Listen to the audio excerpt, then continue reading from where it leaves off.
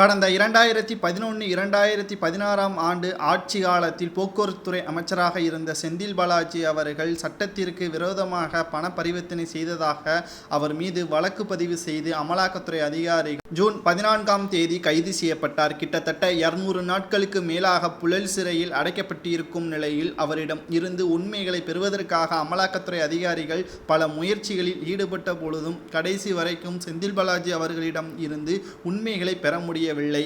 இந்த நிலையில்தான் செந்தில் பாலாஜி அவர்களின் உடல்நிலையை கருத்தில் கொண்டு அவருக்கு ஜாமீன் வழங்க வேண்டும் என்றும் நீதிமன்றத்தில் செந்தில் பாலாஜி அவர்களின் மனைவி மேகலா அவர்கள் வழக்கு ஒன்றை தொடர்ந்தார்.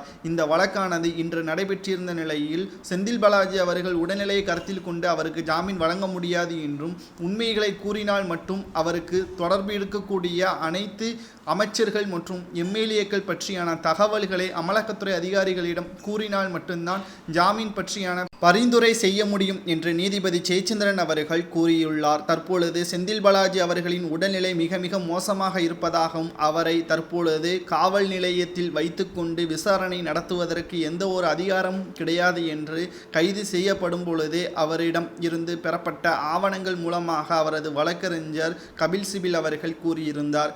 ஆனால் தற்பொழுது 200 நாட்களுக்கு மேலாகி இருக்கும் நிலையில் அனைத்து ஆதாரங்களும் செந்தில் பாலாஜி அவர்களுக்கு எதிராகவே தான் இருக்கிறது. கிட்டத்தட்ட 100 பேரிடம் வேலை வாங்கி தருவதாக 250 கோடிக்கு மேலாக சட்டத்திற்கு புறம்பாக பண பரிவர்த்தனை செய்ததன் மூலமாக அவர் கைது செய்யப்பட்டு தற்பொழுது சிறையில் இருக்கிறார். மேலும் இவருக்கு சிறை தண்டனை இன்னும் நீதிமன்றம் வழங்கவில்லை. நாளை காலை தீர்ப்பு வழங்க உள்ளதாகவும் கிட்டத்தட்ட செந்தில் பாலாஜி அவர்களுக்கு 5 ஆண்டுகள் வரை சிறை தண்டனை வழங்கப்படலாம், அதிகபட்சமாக 50 லட்சம் வரை அபராதமும் விதிக்கப்படலாம் என்றும் தகவல்கள் வெளியாகி இருக்கிறது. சமீபத்தில் தான் திமுகவின் கல்வித்துறை அமைச்சராக இருக்கக்கூடிய பொன்முடி அவர்களுக்கு 3 ஆண்டுகள் சிறை தண்டனையும் தலா 50 லட்சம் அபராதமும் விதிக்கப்பட்டது.